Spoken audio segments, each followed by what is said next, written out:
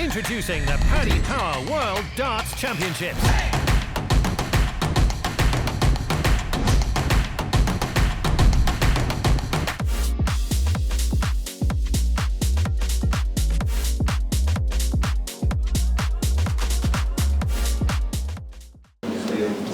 Jamie, many congratulations. You've finally broken your duck on the Ali Pali stage, and I think we saw by your reaction post-match what it meant to you, but just try and sum it up for us.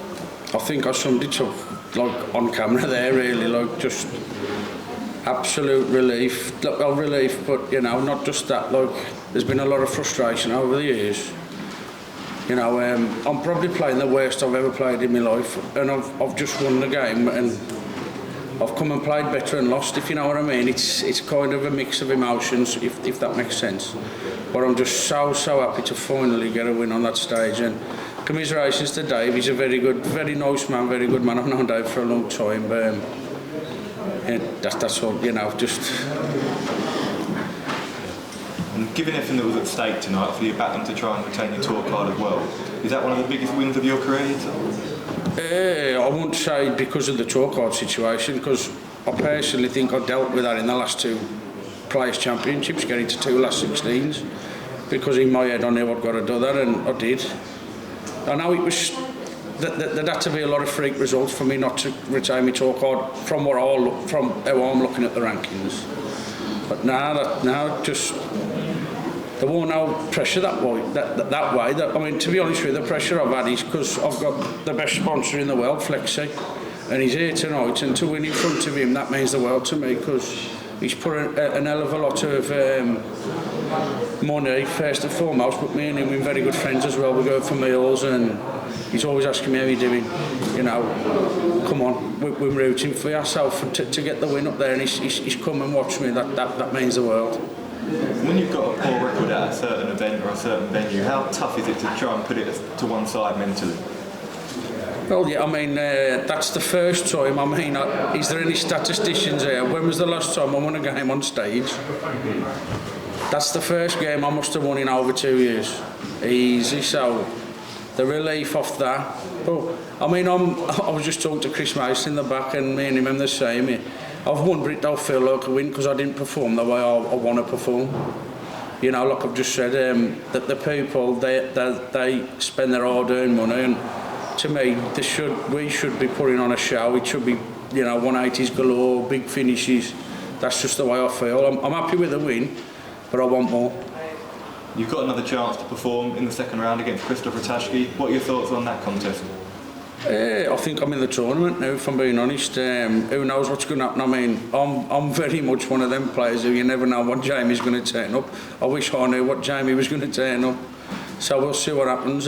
Hopefully that's got the duck off my back now, so I can relax and play my normal game and natural game, and hopefully me and Christoph will have a barnstormer and it'll go down in Ali Pali history.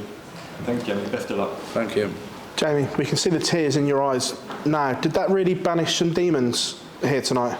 Yeah, majorly, mate, majorly. When I come off, I said I never thought I'd win a game on that stage because of the scars of the past. So that's put a few Skellingtons back in where they've got to go. You know, like I say, it means a lot. I've got my brothers here, my sponsors here. My sponsors brought his wife and his son, stepson. So there was a lot of pressure on me tonight to perform in front of them, because if it were for them, I wouldn't be on the tour. Because you know, so that's for Donald from Flexi.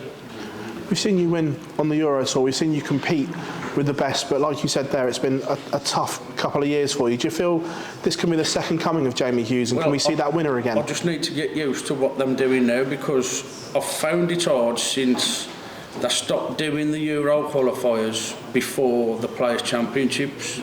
Now the Euro qualifiers, I'm after them, if that makes sense, yeah. If you know in darts wise. So I've got to get used to a different, you know, that I've always been bad the last tournament of every block we have, because if I'm being honest, my head's half home. So you know what I mean. I'm like, well, I've only got this to play, and then I'm going home. So it's very unprofessional on my part, but you can't stop your head thinking, can you? I wish I could. You know, maybe there's a way that this is what I've got to do. I've got to look at a way to now deal with the way the diary is and how it does, and because you can't change it, you've got to go with the flow. Now you've got that win, do you feel like there's a weight's been lifted and you can go into the Reticy game almost carefree? Massively. I mean, to be honest with you, I don't know if that's a good thing or a bad thing. If I'm being honest, we'll see next Friday, is it? Yeah, so we'll see next Friday. Jamie, congratulations. Cheers, Phil. Thank you. Jamie, you talked about the tough years you've had. Are you injury-free now? No. No. I'll show you. I've got sciatica. I've got a back brace on. I've got a lump in my forearm there. I should have had. This is how confident I was. I shouldn't be saying. Well, I'm an honest person. I penciled in an appointment with a dermatologist to get rid of this lump I've got on my forearm next Friday. And I'm now playing. I've got to cancel it. And look, there's that. Look, there's, like I said, I've got a bad lower back. There's a lot of things for me, but after this, we don't normally play for a couple of months. So that's the time that was when I had my elbow operation. My elbow's fine now, so I'm glad of that. I just seem to have a bit of tightness in my forearm, and I'm hoping it's because of this lump. When I get rid of this lump, my wrist will loosen up. Yeah. Is the belief very much there that you can? Majorly. I don't think I've ever had so much self-belief in my life, because I know I'm still surviving and I'm playing the worst I've ever played. For you, turning up to this venue today, obviously you've got the bad memories of it. What was it like stepping in here? It was just the bad memories of this. I've been playing really bad as well. So I've got to be honest with you. I said to my other half, Jane, she ain't my wife, she should be, but we don't, you know. But I said to her when I come before I come, I said, don't watch me. I said, I don't want you to witness what I think's going to happen. That's it. That's the kind of place my head was in. A very bad place, and then for that to happen, that's why all their emotions come out. Jamie, you mentioned all those injuries that you do have, but the fact that you got to two last 16s of the last two player championship events, and now you've got your first win on this stage, that gives you a little bit of confidence that if you can get over those injuries, that we can see the world champions again. 100%. I know if I can get back to 2019, Jamie Hughes, I'm giving for in everything I want to, everything I'm in, and that's what I've got to get back to. I was healthy then. I wouldn't say so much. Sometimes it takes a bit of a bad run to get the hunger back. I wouldn't say I ever lost the hunger, but you know, this is a tough school. This is like you can play your best starts, and somebody will turn around and go 6-0 to our mate. But I think mentally I'm in a good place. If I can get myself physically right, then the darts will come. You spoke about that 2019. You was a title winner. Made your debut in the World Match Play then as well. Do you have set aims for 2024, what you want to achieve? Well, if I'm being honest, my target, because I've got the first Pro Tours of this year, I got to the final in the last 16, and I was being touted like he could qualify for the match play. And the match play is my favourite tournament, the best experience in my life, if I'm being honest. I mean, I like Blackpool anyway. I take my family there on days out and things like that, so it's just a special place for me anyway. But like, you know, that is my aim. I do want to go play in Blackpool again. We saw the emotion up there on stage and in this interview now. Do you think next Friday when you face Christoph, having got that first win out of the way, out of your mind, do you feel like that could help your game? You can focus on that match and not thinking about, am I going to finally get over the line here and all those other things? I do, to be honest, but if I'm being honest, I don't know, like I just said, I don't know if it's a good or a bad thing, because sometimes I play better under pressure, sometimes I play better when I'm not under pressure. It's just what me turns up on that day, and it's so frustrating for myself, because I do exactly the same preparation, everything's the same, and then you just go up on the stage and sometimes it doesn't happen, and it's frustrating, but it's all part and parcel of being a professional dart player. And I've been around a long time now, so I've had a lot of ups, a lot of downs. And so, Jamie, thank you very much. Cheers. Jamie, nothing wrong with showing a bit of emotion on stage. It shows you care. When's the last time you got a bit tearful about anything, not just in darts, but anything at all? When I come off the stage, I said that I've only cried twice. in a dart shirt, and I played for England in Turkey in the WDF World Cup, and I won the leg. I won the leg that won the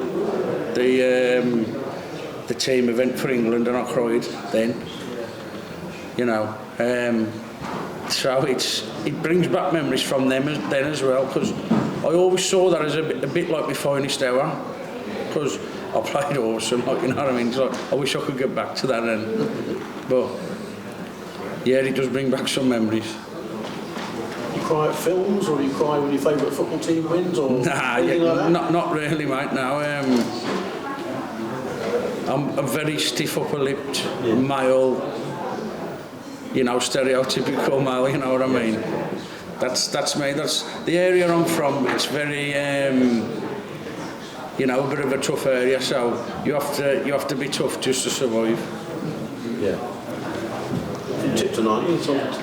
Yeah, Tipton in the Black Country. Yeah.